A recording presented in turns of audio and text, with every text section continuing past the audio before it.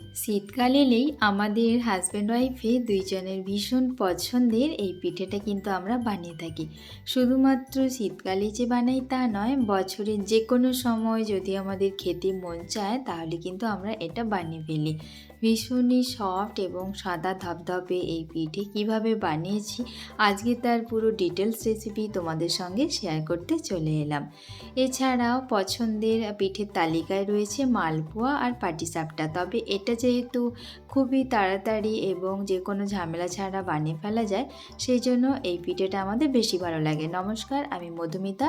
আমার আরও একটি কুকিং ব্লগে তোমাদের অনেক অনেক ওয়েলকাম। আর আজকের পুরো রেসিপিটা আমার হাজবেন্ডই তোমাদের সঙ্গে শেয়ার করবে। কেন কি পিঠে খাওয়ার থেকে পিঠে বানানোতে বেশি উৎসাহী ও। আর আজকে সকাল থেকে প্রায় ওই 1 কেজির মতো চাল ভিজিয়ে রেখে দিয়েছে। আর সন্ধেবেলা দেখো নারকেলটা কুড়িয়ে নিয়েছে, এক মালা পুরো নারকেলটা কুড়িয়ে নিয়েছে। আর অল্প অল্প করে চাল মিক্সিতে বেটে আলাদা একটা পাত্রের মধ্যে ঢেলে রেখেছে। আর এখানে গোবিন্দভোগ চাল ভিজে রেখেছিল। পিঠে বানানোতে এতটাই উৎসাহী যে আমাকে একটা দুটো বানাতে দিয়ে বাকিগুলো কিন্তু ও নিজেই বানায়।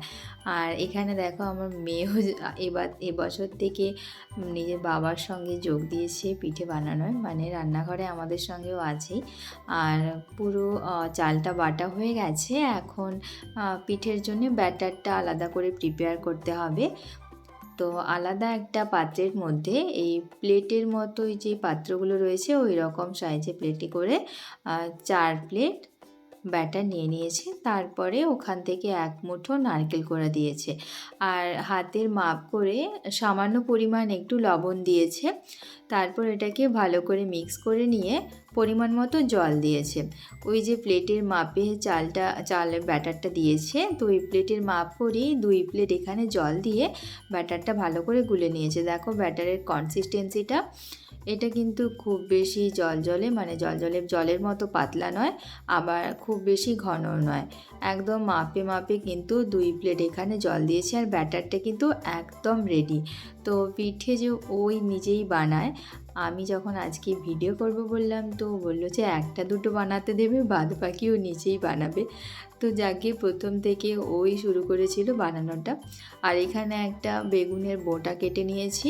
তো আমরা কিন্তু বেসিক্যালি বেগুনের বোঁটা দিয়েই কিন্তু পিঠেটা বানিয়ে থাকি, কারণ ছোটোবেলা থেকে মা ঠাকুমাদেরও দেখে এসেছি। আর এই কড়াইটাই কিন্তু আমরা ব্যবহার করি। তোমরা চাইলে কিন্তু তাওয়াতেও করতে পারো, তবে আমাদের কিন্তু এটাতেই অভ্যস্ত আর কি। তো সেই জন্য এটা করলে আমাদের সুবিধা হয়, পিঠেগুলো খুব ভালো হয়। এইভাবে কড়াইয়ের মধ্যে নিয়ে একটি হাতল দিয়ে কড়াইটা কীভাবে ঘুরিয়ে নিয়েছে। তারপর দেখো পিঠেটা কিন্তু ঢাকা দিয়ে দিয়েছিল। তারপর পিঠেটা কিন্তু খুব তাড়াতাড়ি জলটা শুকিয়ে গেছে। ব্যাস, পিঠেটা কিন্তু রেডি। আর এখানে সরষের তেল ব্যবহার করেছি আর বেগুনের বোঁটা এইভাবে কেটে নিয়েছি। আর অল্প একটু ঢাকা দিতে হবে, ওই 1 মিনিট মতো লাগবে। তারপর মিডিয়াম আঁচে রেখে কিন্তু পিঠেটা খুব সুন্দরভাবে উঠে আসবে। আর যেহেতু প্রথম পিঠে, তো এখানে অল্প একটু ভেঙে ভেঙে গেছে। আর প্রথম পিঠেটা একটু এইরকম হয়, তারপরে বাকি পিঠেগুলো কিন্তু খুব ভালো করে উঠে আসে। তাও ওই যে বানিয়েছি এটাই কিন্তু অনেক। আর এই পিঠেটা কিন্তু হয়ে গেছে। আর একটু নিজের থেকে খুন্তি দিয়ে ধারগুলো ছাড়িয়ে দিতে হচ্ছে, কারণ যেহেতু এটা প্রথম পিঠে। আর প্রথম পিঠেটা হয়ে গেলেই বাকি পিঠেগুলো কিন্তু অটোমেটিক্যালি কিন্তু ছেড়ে আসে কড়াইয়ের গা থেকে। তোমরা ভিডিওটা শেষ পর্যন্ত দেখতে থাকো, তাহলেই বুঝতে পারবে। তো এটা হয়ে গেছে। এরপর আরও একটা পিঠে তোমাদের বানিয়ে দেখাচ্ছে। প্রত্যেকটা পিঠে কিন্তু বানাতে 1 মিনিটেরও কম সময় লাগে। ওই 30 থেকে 40 সেকেন্ড মতো সময় লাগে। আর পিঠেগুলো কিন্তু খুব সহজে বানানো যায়। আর দেখো আমাদের ছোটোবেলা থেকে কিন্তু মা ঠাকুমারা বলে আসতো যে পিঠে যদি খেতে হয় তাহলে প্রথম পিঠের একটু আগাটা বাইরে ফেলে দিবি, তারপরে এই পিঠেটা কিন্তু খাওয়া যায়। তো ওই নিয়মটা মেনেই আমি বাইরে ফেলে দিলাম। তবে কী জন্য করে ওটা জানি না, যাই হোক ছোটোবেলা থেকে দেখে এসেছি তাই ওটা আমি করে থাকি।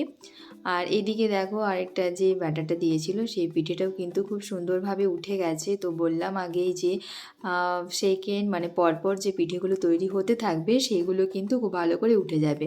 তো অনেক রিকোয়েস্ট রিকোয়েস্ট করার পর অ্যাট লাস্ট ও আমাকে ছাড়লো মানে কড়াইটা। তো যে পিঠেটাও দিয়েছিল সেটা এখন আমি তুলে দিচ্ছি। এরপর আমি কয়েকটা পিঠে এখানে বানিয়ে নেব।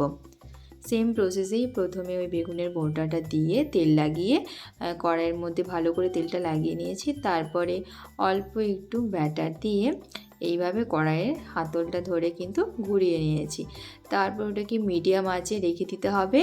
আর ওই যে বললাম এক একটা পিঠে বানাতে 30 থেকে 40 সেকেন্ড এরকম লাগে, মানে আঁচটা যতটা পায় খুব তাড়াতাড়ি পিঠেগুলো তৈরি হয়ে যায়। ঢাকা দিলে কিন্তু আরও তাড়াতাড়ি হয়ে যায়, তাড়াতাড়ি পিঠের জলটা কিন্তু শুকিয়ে যায়। এবং দেখো আমাকে কিন্তু কোনো আগের থেকে কিন্তু কোনো স্ট্রাগল করতে হচ্ছে না, অটোমেটিক্যালি কিন্তু পিঠেগুলো উঠে যাচ্ছে। মানে যত পিঠেগুলো এক একটা তৈরি হচ্ছে তারপর কিন্তু কড়াইটা খুব ভালো করে সেট হয়ে যাচ্ছে এবং পিঠেগুলো খুব তাড়াতাড়ি কিন্তু উঠে যাচ্ছে। কোনো রকম খুন্তি দিয়ে কিন্তু জোর করে তুলতে হচ্ছে না। আর ঠাকুমা এটা বলতো আর কি, যে প্রথম পিঠেগুলো এইরকম হয় আর বাদবাকি পিঠেগুলো যখন কড়াইটা সেট হয়ে যায় তখন কিন্তু বাদবাকি পিঠেগুলো অটোমেটিক্যালি হয়ে যায় এবং সেটাই কিন্তু এখানে হচ্ছে। তো বন্ধুরা, তোমাদের কেমন লাগলো আজের আমাদের এই রেসিপিটা? আর যদি ভালো লাগে তাহলে তোমরা অবশ্যই বানাতে পারো। আর এখানে দেখো অনেকেই চালের সঙ্গে কিন্তু ময়দা অ্যাড করে, সেই কারণে সাদা ধবধবে ভাবটা কিন্তু আসে না। তো এখানে শুধুমাত্র চাল দিয়ে এটা বানিয়েছি বলেই কিন্তু এই সাদা ধবধবে ভাবটা এসছে। আর পারলে না নর্মাল ওই ভাতের চালের পরিবর্তে গোবিন্দভোগ চালটাই ব্যবহার করো, এতে করে কিন্তু পিঠের ভীষণ টেস্ট হয়। আর এখানে তো রেডি, কয়েকটা বানিয়ে নেওয়ার পরে মাম্মাকে একটু দিয়ে গেলাম। ও খেয়ে কিন্তু বলল বেশ ভালোই লাগছে। আর ও কিন্তু প্রথমে একটু আমাদের সঙ্গে রান্নাঘরে ছিল, তারপরে ওকে কার্টুন চালিয়ে দেওয়াতে ও কার্টুন দেখছে, নিজের মতো খেলছে। আর তারপরে একটু পিঠেটা দিয়ে গেলাম। ধরো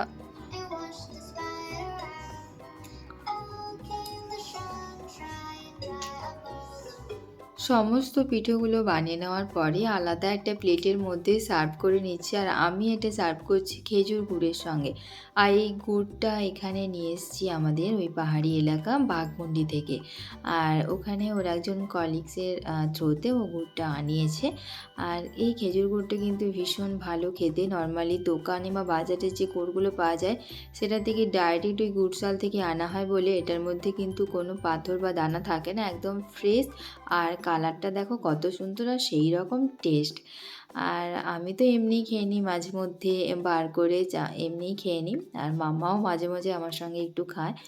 আর অনেকে এটা পছন্দ করে একটু ঝাল তরকারির সঙ্গে খেতে, কিন্তু আমার কাছে এই সরষাগুলি পিঠে মানে বা যে কোনো পিঠে মানে পুর পিঠে হোক বা সরষাগুলি হোক, আমার কাছে কিন্তু গুড়টাই আগে চলে।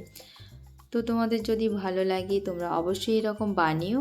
আর বানানোর পরে খেতে কেমন হয়েছিল কমেন্ট করে জানিও। এখনকার মতো বিদায় নিচ্ছি, সকলেই ভালো থেকো, সুস্থ থেকো। ফিরে আসছি আবারও নতুন কোনো একটা রেসিপি নিয়ে।